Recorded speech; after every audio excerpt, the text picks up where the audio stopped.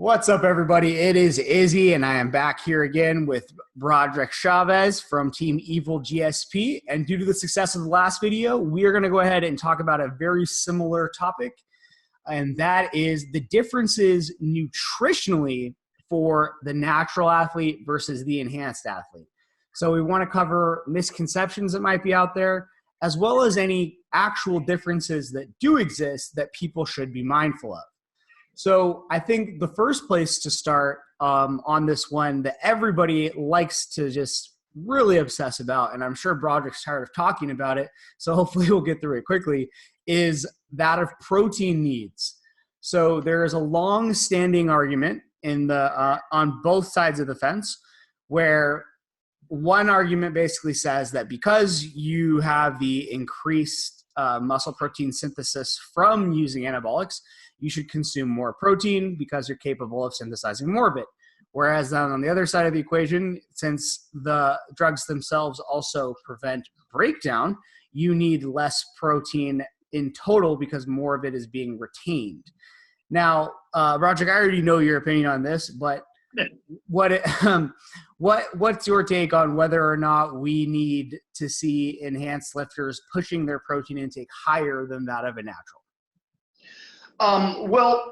Before anything, I will say this, that a lot of times there's a confusion just based on the numbers. And the biggest theme that will come up in this conversation over and over and over is really the magnitudes change. And that skews the perception of the numbers. You might hear, oh, Ronnie Coleman eats, and then you'll hear a number, 350 grams of protein or something. But when you actually scale that to his body weight, he's really not much of an outlier at all. That's about the right amount of protein. So and that really shows up in the carbohydrate portion. But the short answer is, medical science going back to the, World War II, maybe before, the RDAs whirled around. And I know everybody's like, oh, we're athletes. That doesn't apply to us. My point is this. Every civilized, industrialized country around the world all arrived at just about the same number. So if it was some kind of grand agri-conspiracy or something, there would have been an outlier or two, but there isn't. Every nation on earth, Japan, United States, UK, Soviet Union, we all got around 1 gram per kilogram. In the case of the United States, it was actually 0.8 grams, but it was a very similar number all the way around the world. And the reason for that is the science was good, it was done well, and for regular, normal-sized, normal lean mass, normal activity humans, that's actually about the right answer. When you get into the bodybuilding realm and athletic realm, it clearly goes up, but the difference is from that sedentary to weight training. The difference between drugs and not drugs is really not that big. So the scale I use in my clients, and I've spent a lifetime weeding through this. I know its name comes up an awful lot, but I strongly suggest anybody out there who has any concerns on this topic, pick up a copy of Lyle McDonald's protein book. It literally is the best book on the fucking topic. And I yelled at Lyle rather poignantly because I'm terribly angry, because that's the book I wish I had written. If I could just have my name on any book, that's the fucking one I'd want, because it's just good. But the short answer is Lyle identifies just scads and scads of studies across every fucking demographic. And the short answer is the protein ranges range between 1.8 and 3.2 grams per kilogram. You can very roughly round that to 2 to 3. And that is the scale I use. And quite literally, as you alluded to, anabolics make you more protein efficient, nitrogen retention. So I take the scale of 2 to 3, and if you were more genetically predisposed or more pharmacologically enhanced, which in a sense they are the same things, you move more toward the 2. If you are natural or less than desirable of genetic potential, you move more to the 3. And that's it. Body weight in kilograms times between 2 to 3. If you're confused, shoot the middle 2.5. Right. And I think Eric Helms has done some research as well showing that protein needs elevate during periods of caloric restriction. And yes, that could be a relevant factor as well for bodybuilders. But nonetheless, I think when we're talking about the distinction between natural and enhanced, the bottom line is that from what we know, it makes more sense that actually enhanced lifters need less protein. right. Now per kilogram, but right. the numbers seemingly are larger just because drugs work and athletes are larger. And I think that also gets even more interesting from a math perspective. Interesting might not be the right word. When we talk about the sheer amount of muscle mass differences that sometimes exist. So, I mean, absolutely. For example, that metric that everyone likes to obsess about, the fat-free mass index that shows that the biggest naturals are right around 25 or 26. And then you have Olympia competitors that can get up to 35 to 40.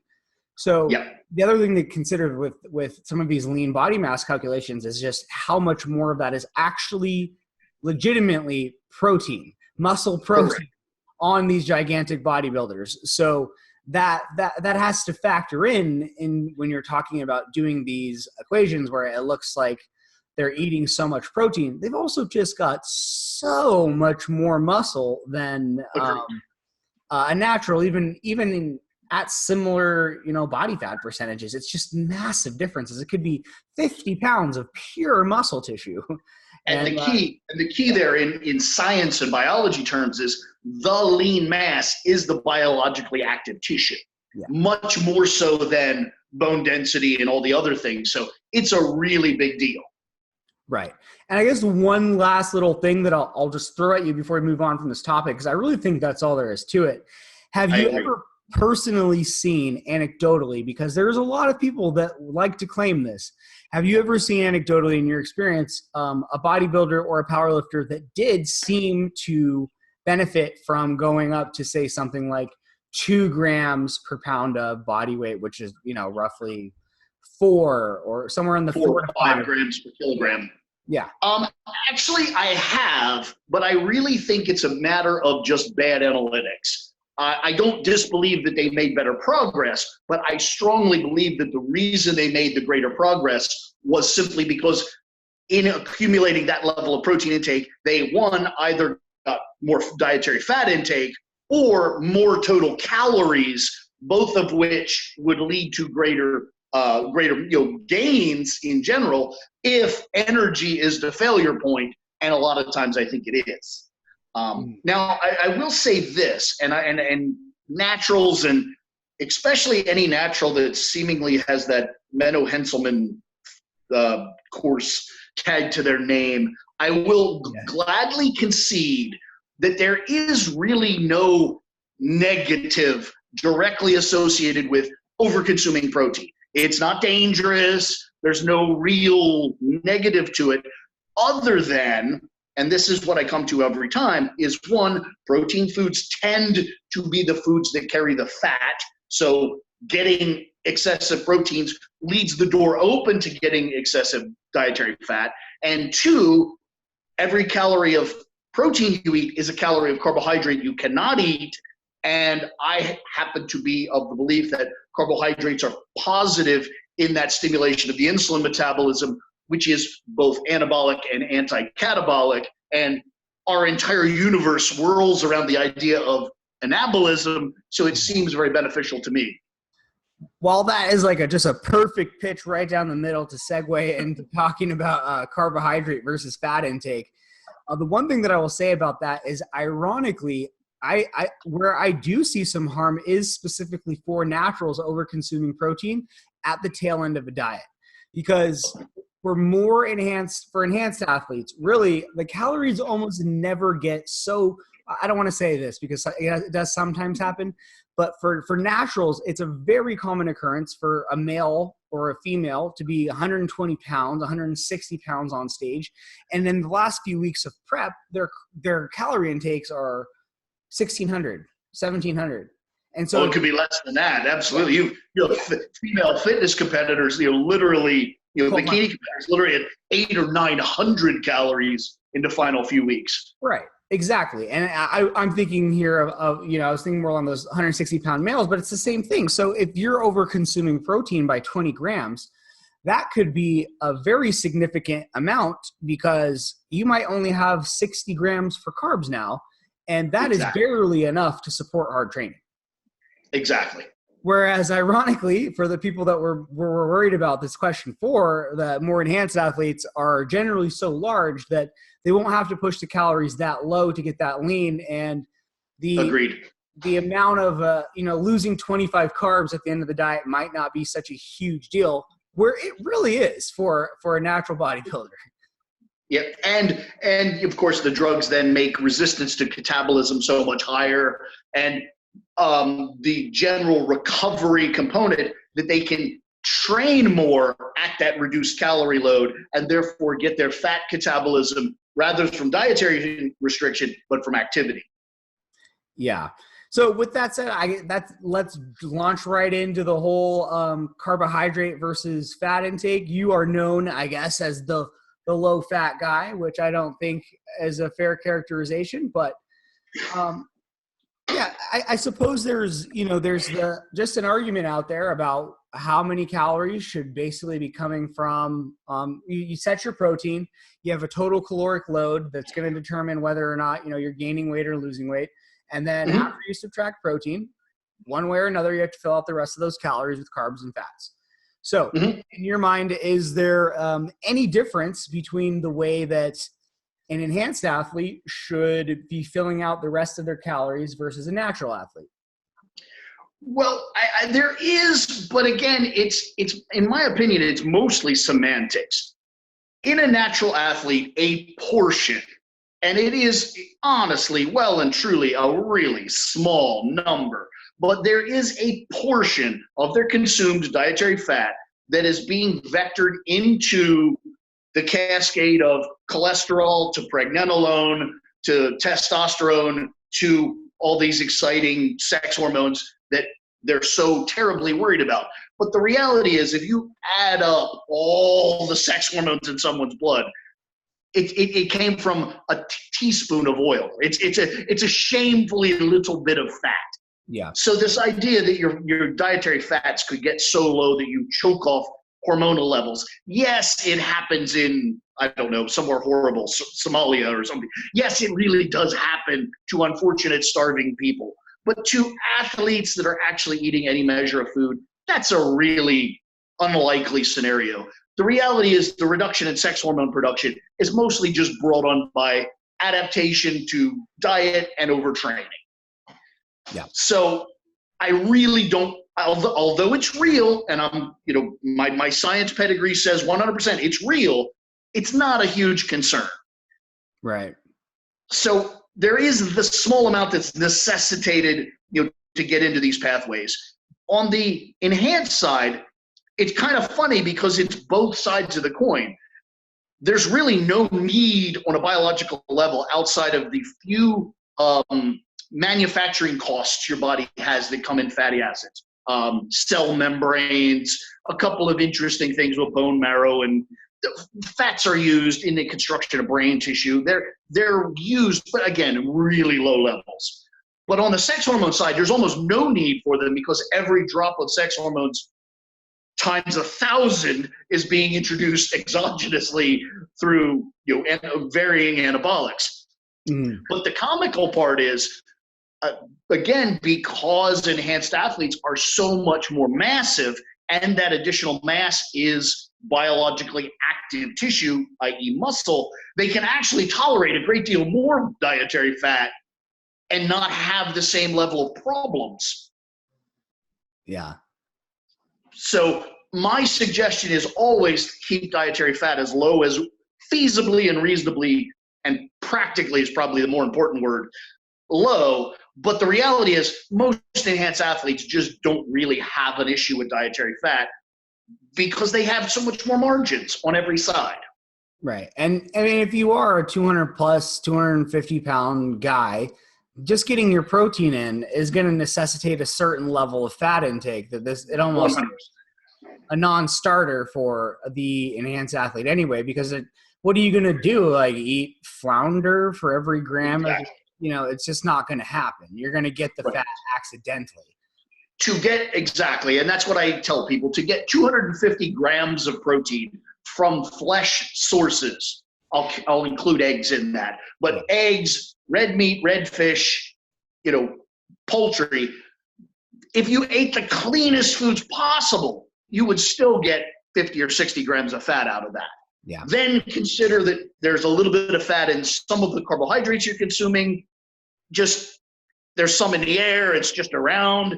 Like, it's hard not to get 100 grams of fat for that individual. So I think that the basic maths of, two-ish for an enhanced athlete, 2-ish grams of protein per kilogram, and 1 or less, if possible, grams of fat works out almost perfectly. Yeah. A number that I think is being bandied about quite a lot is the 0.3 grams per pound. And I think that, I'm not sure where that started. I think that's a Mike Israetel thing, but I just want to throw that one out there because I want to mention that that's actually just a practical guideline come from experience. It's not a hard and fast rule based in any literature, whereas some of these protein numbers that we've thrown out are very heavily backed by the literature. So there is room for a bit of experimentation. So it's kind of like you said. Agreed. It's probably somewhere in the range if we can convert it to kilos or pounds, but probably more like 0.2 to 0.5 is going to be the optimal range for most people in there, which falls right into what you said. If we do it per kilogram of body weight, more like 0.5 to 1. Yeah, exactly. And that's exactly what I tell people is for normal non-contest training, 1 is your absolute upper limit, 0.5 is your absolute lower limit. Everything in the middle is reasonably fair game. The only time we would intentionally dip below 0.5 grams per kilogram of dietary fat is during deep levels of restriction. Yeah. And quite honestly, if you're enhanced and eating any measure of food, getting below 0.5 grams per kilogram is really difficult. Extremely. Yeah. It's so funny because a lot of the times we think of these issues and we're talking about the differences between the natural and enhanced guys, and people think that there's more to be concerned about for the enhanced guys, whereas sometimes it's actually the fact of dealing with such smaller people makes Agreed. the numbers of more concern to naturals. I think so. I have almost no involvement with naturals, and I'm a little bit of a dick at times and say I just don't care about them. But the reality is it's just not my realm. But with the level of science and understanding I have, I look at it and I'm well aware that it's I don't want to say harder because believe me, enhanced people work really hard, but it's as hard with less total payoff and less total margin. And it's really something that I don't even know how you would navigate those waters, because it really doesn't look like there's a lot of options. Well, the other funny thing about this, and this is getting a little off topic, so I won't belabor it too much, is that there is this disdain for what you talked about earlier about these RDA values. But the funny thing is that the original disdain for those values is basically just saying, well, they're not high enough. The disdain for the value is not to suggest that you should go below it, which is really the only people that have any possibility of doing that are contest prep naturals. Contest prep 100%. Naturals are the people that have a chance to go below the RDA values in vitamins, minerals, and essential fatty acids. Exactly. It's not enhanced athletes, actually. So they're the ones that need to be tracking it even more closely. Agreed. And more finely, I agree. Yeah. I agree entirely. Well, with that said, and we've covered of proteins and fats, so somewhere between 2 to 3 grams per kilogram of body weight for protein, 0.5 to 1 gram of fat per kilogram of body weight, and that leaves us with carbohydrates to basically fill out the rest.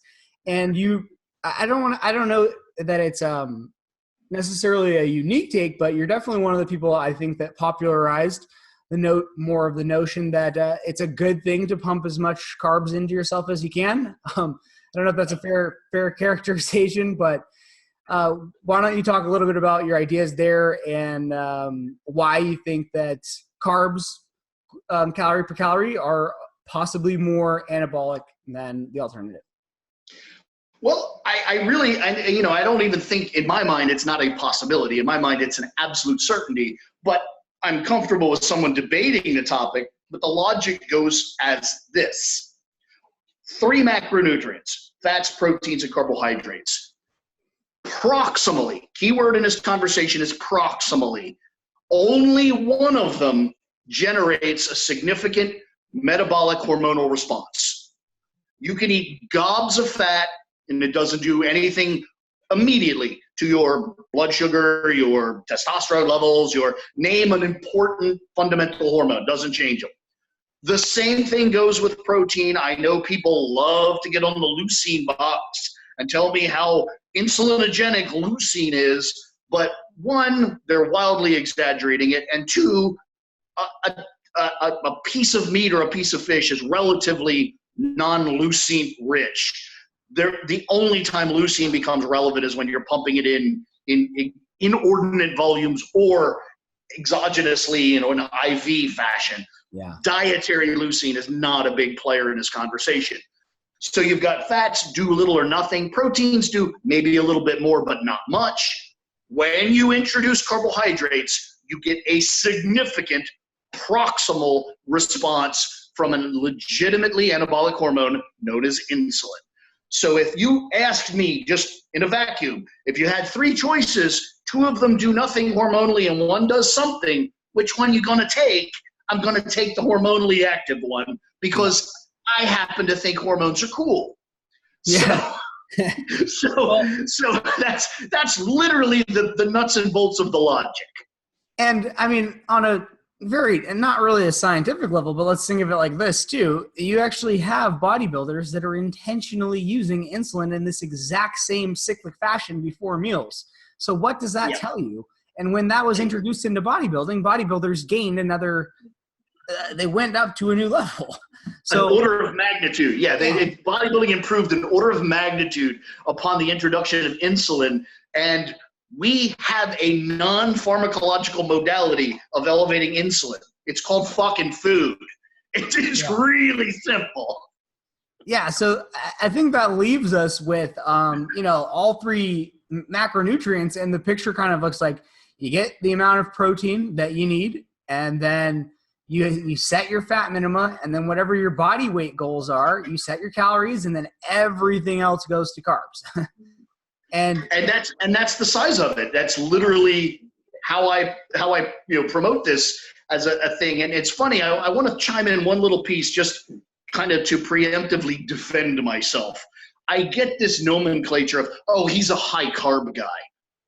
I am not a high carb guy. What I am is a relatively low protein and fat guy, and I happen to work with relatively big athletes. So if protein is reasonably low and fat is reasonably low, but energy requirements are pretty high, there's only one thing to stuff in that fucking hole, folks. It's carbohydrates.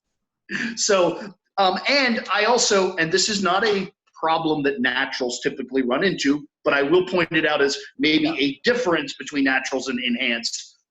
Sheer and total appetite can be a problem. It's reasonably well accepted in medical terms and certainly in practical terms that protein could be more satiating per calorie than carbohydrates. So if appetite or maintaining an elevated appetite is a goal, steering away from the thing that's going to depress your appetite and steering toward the insulinogenic thing that might drive appetite could actually be a double benefit. And I don't really think there's any doubt about that. I mean, there's quite a bit of for example, Stan Efferding has this entire diet that's basically based around that idea. 100%. The vertical diet. And I think a lot of people kind of misinterpret it as him saying, just eat a bunch of white rice.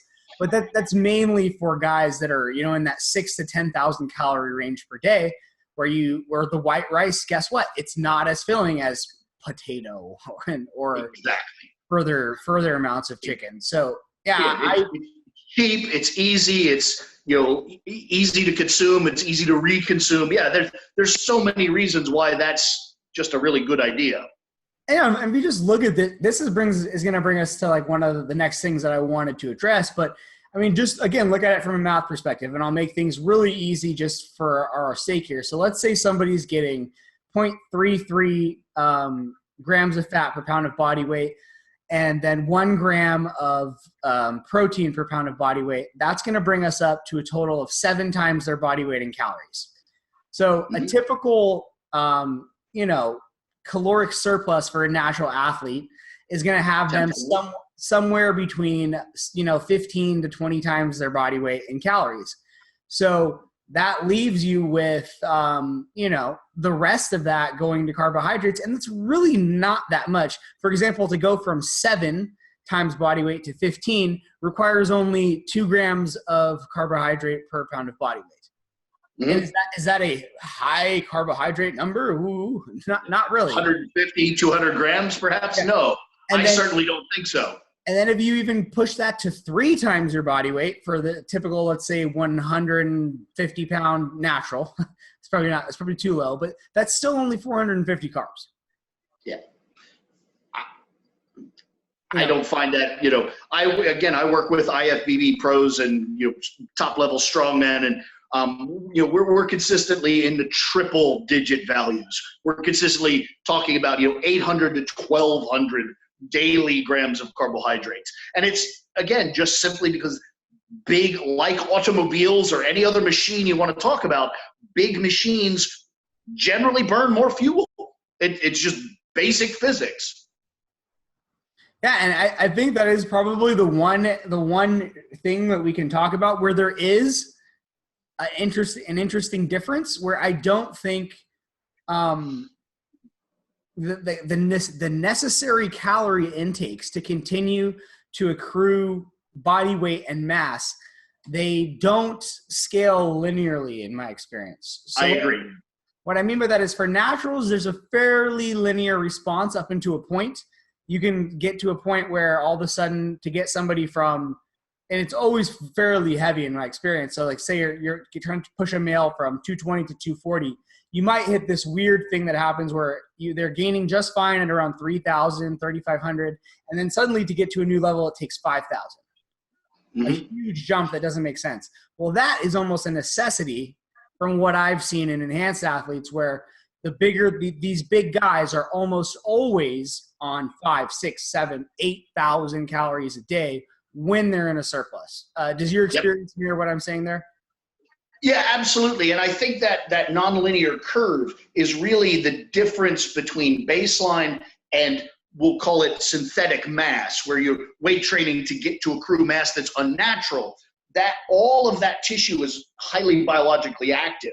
Whereas like as a little kid grows, they're growing bone, they're growing organ mass. So the body weight gain is linear, but so is all of the systemic creature.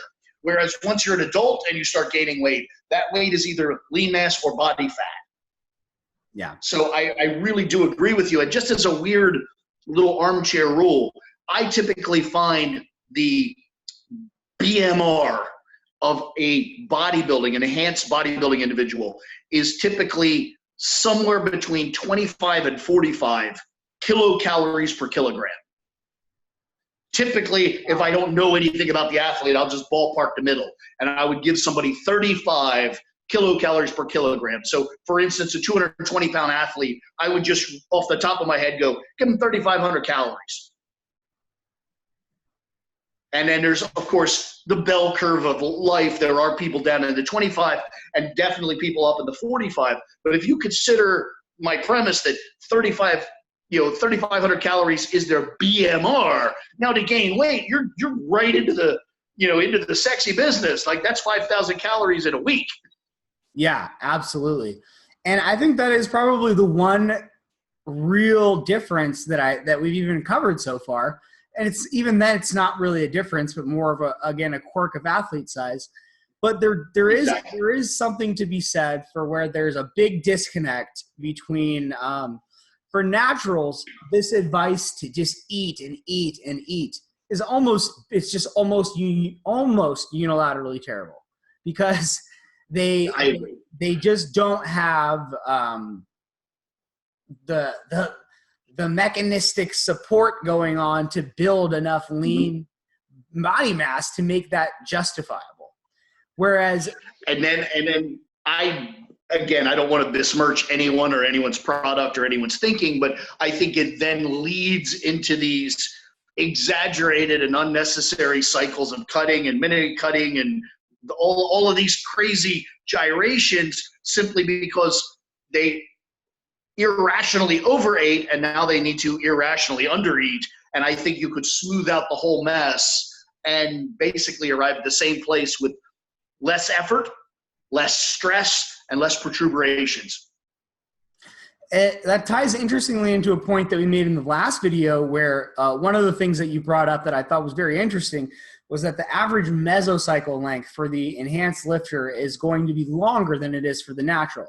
Do you think for similar reasons, does that same type of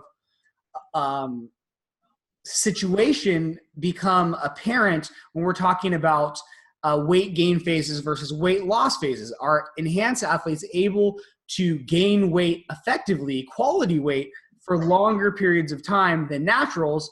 And is that why we started to see some of this pushback in the paradigm of mini bulks and mini cuts, more so because naturals just don't benefit from the longer, slower bulks that are almost a necessity for enhanced athletes? Yes, I think that's exactly it. And despite, the magnitude and force of modern pharmacology, you're still dealing with the innate creature. A human being, even the most elite one, can only express protein at a given rate. There is no ability to get it faster.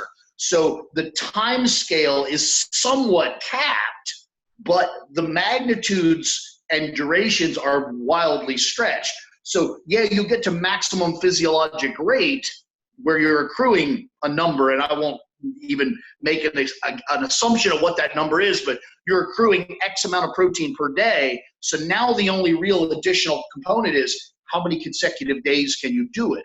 And if you have drugs that are fighting fatigue, fighting all of these mechanistic downregulations, plus doing things like driving appetite, driving aggression, driving motivation, what you get is exactly that. You get maximum performance over maximum duration. Whereas a natural might be able to get into that maximum zone, but it's literally a situation where by the time they get there, the wheels fall off the wagon from stress. And from a purely nutritional perspective as well, there are some pretty amazing nutrient partitioning benefits when you get the whole equation going. And it's not just the anabolic androgenic side of things, but when the insulin comes into play and HGH and absolutely, insulin, growth hormone, thyroid hormones, other quirky metabolic tools like clenbuterol, and God forbid you even move into the world of DNP. There's so many literally vectors and mechanisms that just are utterly unavailable to a natural. At that level, you're almost talking about a separate species. Yeah, and I not to belabor the point too much, but I do think this is kind of, again, the one thing that we can point at that is a major difference, where it's just the sheer amount of food. And again, it does come down again to athlete size, but also there is that exponential curve for the necessity of just the sheer amount that tends to occur the bigger and bigger that you get. Yeah, and the thing that's funny is most of the people listening to this do something for a living other than what you and I do for a living. And whether you work in, and I'm not about to profess being an expert in these things, but I know they exist. This applies to automobiles. For instance, if you double the speed of an automobile, you quadruple the fuel consumption. That's a pretty accepted equation. There's a similar one to airplanes and boats, and there's even a similar equation to trains. For every so many cars you add, you magnify the fuel consumption by a logarithmic function. It's exactly the same thing here. As you add mass to a creature, the energy consumptive curve just goes up disproportionately, not unlike any other machine in our normal life. Yeah, and I do think that's one thing that I will have to say where one of the things that I've run into that is very different is I rarely run into natural athletes who are not teenagers that the actual problem is that they won't eat enough. It's really, I mean, if you've been training for any amount of time, eating enough as a natural athlete is not really a problem. I mean, unless you're a super heavyweight, are you really struggling to get down 3,000 to 4,000 calories? That's a joke to me. Like I feel no sympathy for you at all. That's agreed. Whereas when we're talking about listening to guys like, Jay Cutler, and he's talking about, oh, well, today I'm going to eat 11 meals. I don't even like food anymore. It's just what I have to do. It's because he's having to shove down 11,000 calories a day for months on end. It's a totally different world, and the focus on not being able to eat enough is a real thing for 100%. For enhanced athletes. Figuring out how to be able to eat enough is an actual problem for them, whereas I don't understand how it could be a problem for a natural athlete. It's the exact opposite, really. They have to figure out how to stay full. The funniest food story I'm aware of, or at least I believe the funniest food story, was Eddie Hall telling a group of people, which I was on the periphery of, that he literally needed to make a microwave pizza so that he could eat that while he was cooking. Because if he didn't, the act of cooking just made his hunger unbearable. So he literally had to have a pizza while he was preparing his food. That is amazing. But I mean, that's a guy that's probably in that 12,000 calorie a day range. Most 100%. 7 days a week, no breaks, 10,000 plus calories, starting at sunrise.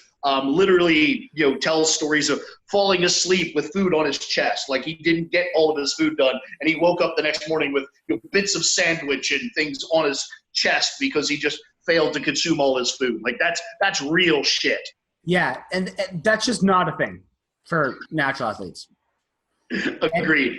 And it's such a thing for a lot of the larger enhanced athletes that I think that the messages they get, mismatched and crosswires, and exactly. People listen to that. It's just, but on the other hand, it is going to be an issue if you want to maximize your size.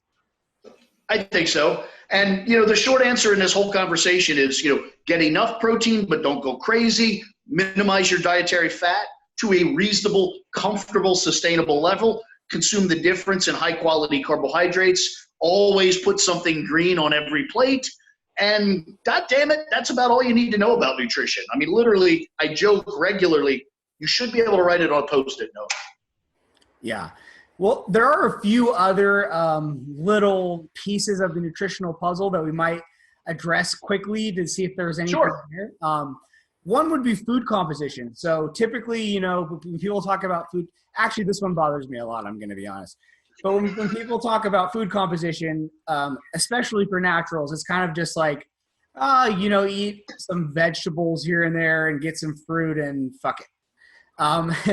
And then there is a notion that more enhanced athletes are actually the ones that tend to be more meticulous about food quality. And do you have any, and this is not a great question. This is not, I don't really have a question about this, but do you have any thoughts on whether or not food composition is relatively more or less important for enhanced versus natural athletes, especially due to the fact that, the enhanced athlete does have to worry a little bit more, at least, about blood pressure, cholesterol, heart health? Mm-hmm.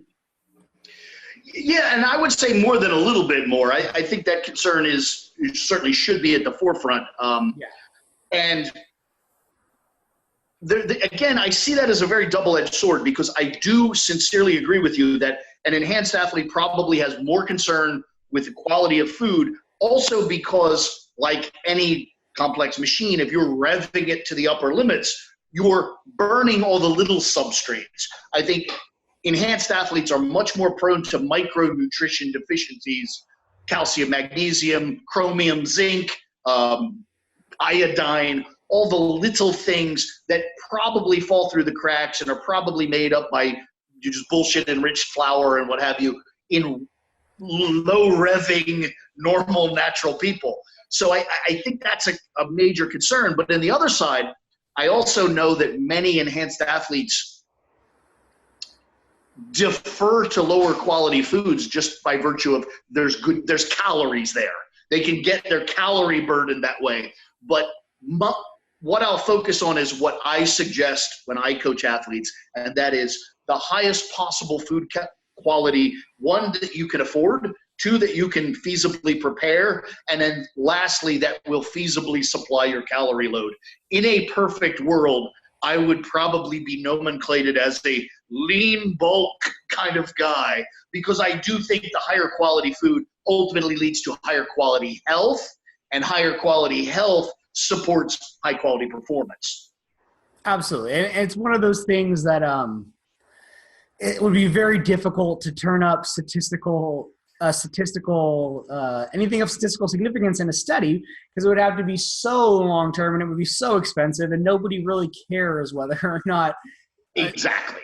Yeah, but here's I do have a little bit of a bee in my bonnet on this one. Good. It bugs me that nutritionally speaking, there is this idea that for natural athletes, all you have to do is make sure that you eat a couple servings of fruit per day and get like 2 or 3 servings of vegetables, and then just don't worry about it. Again, the whole issue that people have raised with the RDA was that the minimums were too low. It wasn't that you should ignore getting the minimums.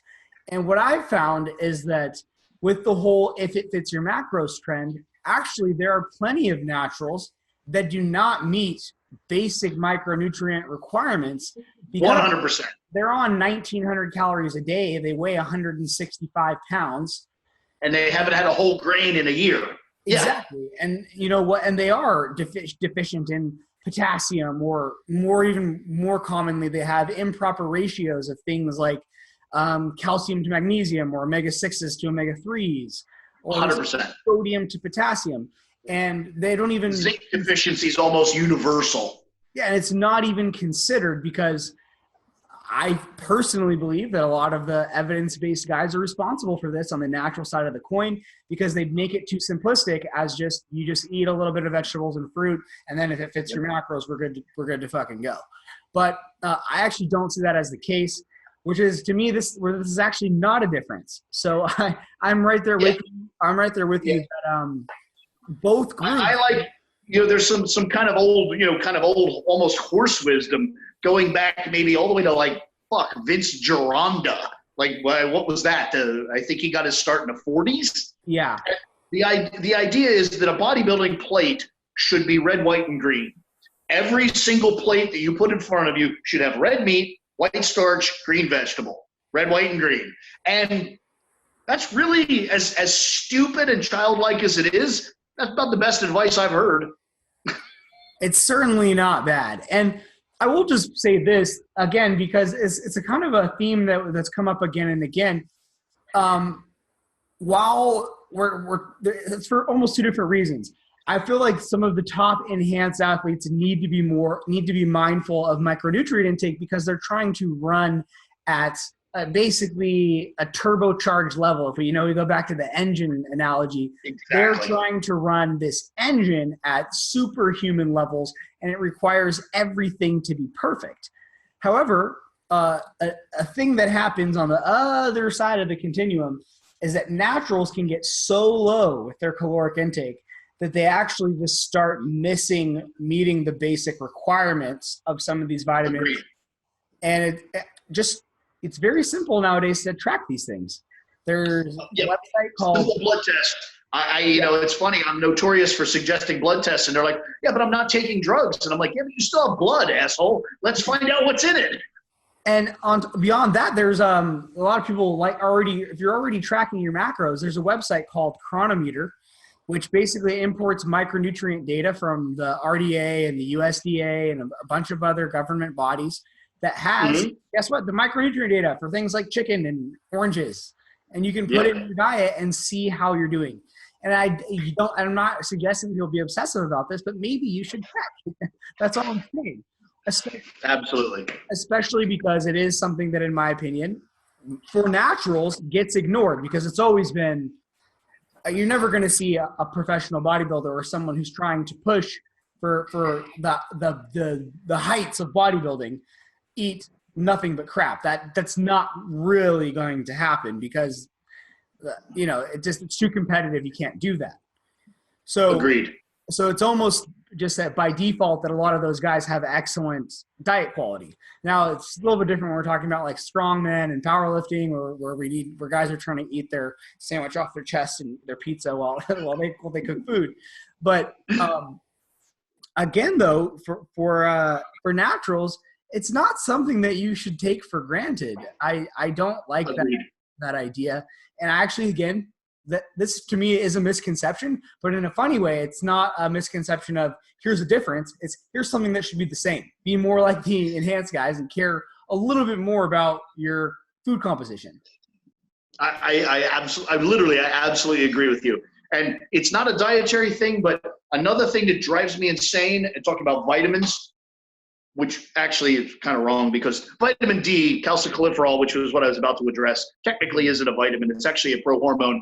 Yeah. But nonetheless, people don't see the sun anymore. Every fucking person walking this planet is seemingly vitamin D deficient. Again, that's correctable, folks. Little milk, a little sunlight. Let's go. It's not that hard. And it's like a $40 blood test. Exactly. Yeah, absolutely. There's no excuse for none. But I guess that's a nice little segue. Is there, as far as supplementation goes, again, we've already made some reference to the fact that there are more concerns about, say, calcification, deposits in arteries, cholesterol, blood pressure. Are there, or even the depletion of chromium, for example, for an insulin-using bodybuilder? Yep.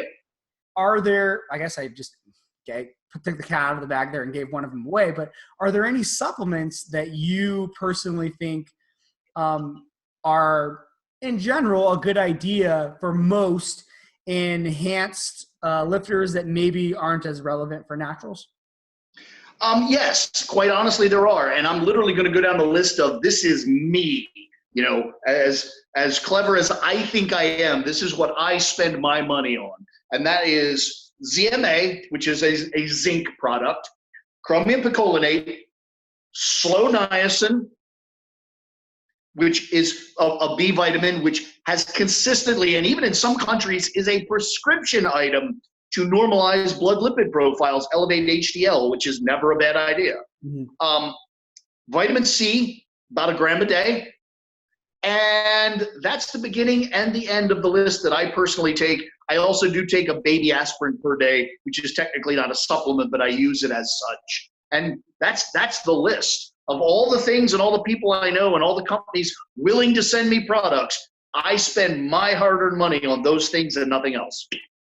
Yeah, and since hearing you talk about them, I use all of those things as well. And another one that I'll throw in there that for me, I've seen at least enough evidence to convince me is vitamin K, MK7 for. I don't disagree with that. But I haven't personally got on the bandwagon. But I literally don't disagree with you even slightly.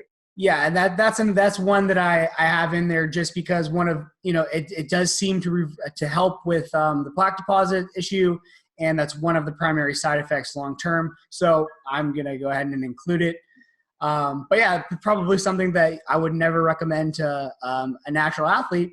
And I think that might bring us to our first actual difference in the entire video between, the nutrition for enhanced and natural athletes. And on that note, I think we pretty much covered every single base there. Is there anything I forgot to bring up that you wanted to address? No, I mean, that, again, I try to be very clear on this. Keep in mind to you and all your listeners that naturalness is not on the forefront of my thinking. So could I think up some more interesting things to tell you about drug use? Absolutely. As far as the compare and contrast, that pretty much exhausts my knowledge because I'm just very deficient in my knowledge of naturalness. And I think it just leads me to want to kind of hammer home one final point here, is that just because drugs allow you to get away with more things does not mean that it changes the equation for what is optimal all that much. 100%. I think that is the primary misconception, is that you get a guy who's just naturally talented in one way or another, doesn't really get very good information, doesn't have a science background, so he just figures out how to load a barrel and pin it and gets even better. And then people copy that, and then they look at it, and it looks way different from what all these evidence-based guys who are training the best naturals are doing, and they say, well, there's this huge disparity between the best way to train as an enhanced guy and as a natural guy, when what they're really looking at is a genetic outlier mixed with the fact that drugs work, not comparing two optimal modalities of training. In reality, as we've basically shown in these two videos, there's not that many real differences that don't ultimately come down to just the size of the athlete that we're working with. Yep. And, just to really illustrate that, I always use the car analogy, and which is funny because I'm not a car guy. But, you were from the moon and you knew nothing about cars, but somebody lined up a family sedan, a sports car, an absolute race car, and a monster truck. You would literally not, you would be able to discern the fact that they're all the same family of machine. You wouldn't be convinced that one of them is something entirely different. You would see 4 wheels, 2 seats, a steering wheel. Like, there's so many goddamn commonalities that obviously they have pretty base commonalities. And that's exactly what we have here, is the base chassis associated with a natural and an enhanced is exactly the same. The only difference is the way you deal with the aftermarket parts, the add-ons. And it's right there in the nomenclature, enhanced athlete. We're not talking about Homo sapien and Homo enhancis or some whatever. Yeah, exactly. Yes, that's exactly accurate. It's not two different species. It's still the same species, just things are infinitely better in every way. And that's the size of it. And that's, and it's funny because I think naturals think I'm just kind of poking fun at them. I mean, if that's what you choose to do, that's fine. And I respect that you are doing that to the best of your ability. But at the same time, they really need to take a moment and realize the magnitudes of the difference. And it would, I think, clear up a lot of the fog. I really do. Yeah. Again, I'm right there with you. I think that there's just really a lot of the habits that they have, the best natural athletes, if you put them on a decent protocol for performance enhancement, they wouldn't have to change that much. They just might be able to do a little bit more, and all of a sudden they would hit new levels of lean body mass and strength. And that would, in time, necessitate maybe larger scale changes to the programming. But initially, not much would really change besides everything just would start to work better. At 100%. And there are athletes that I could point to that are excellent examples of that they were very good natural bodybuilders, and now they're becoming very good enhanced bodybuilders. And it's exactly as you said, initially the changes were small, and as their mass goes up, the changes become more and more apparent.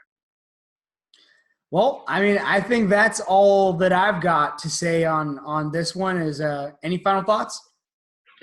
No, I appreciate you bringing me on. I appreciate the opportunity to talk to you and your people, you and your followers. So that's pretty much all I have to say on the topic. And should anybody want or need my particular skill set, feel free to reach out. Elsewise, Izzy's your guy. Yeah, so I guess we'll conclude with kind of what we did last time, and that's, if you're looking for more information on not just pharmacology. To be fair, Team Evil GSP covers the whole spectrum of lifting topics. You've got videos on lifting shoes, periodization. It's not just pharmacology. I think you're a little bit unfairly painted sometimes as the pharmacology guy. And while it's always great to have something to pin your hat on, I suppose, I was known as the PowerliftingToWin guy, I know some things about nutrition and pharmacology too. So both of our sites contain information on the full spectrum of topics. If you listen to us and you like our styles and you want to hear more information from us, go check out our stuff. You can find Broderick over at Team Evil GSP. And again, I am a member on his site. He'll confirm that for you himself. It's well worth becoming a member there. And tons of great information. And likewise, if you guys want to know what I'm up to, I have a very similar setup to Broderick. He's one of the guys that inspired me to actually create a membership site. So there you have it. You know, my website is izzynarvez.com. Thank you guys for listening to us. I do have one request for you guys. If you enjoyed this video, give us some ideas on topics that you think would be really interesting for us to talk about, because you know, we can come up with them all day, but it's going to be stuff that we want to talk about, which is not necessarily what you want to hear about. So if you have ideas for us that you think could make a difference, really educate people, move the needle, let us know, and we'll consider, you know, addressing those in future videos. Absolutely. All right. Well, Broderick, thank you so much for joining me once again. It's always great to get to chat with you. You're such a smart guy, and love the stories. You know, the Eddie Hall stuff is great. We really appreciate having you on, and I'm glad to have gotten another video with you. Absolutely. Thanks for having me. Perfect. We'll end there. Thanks, everybody.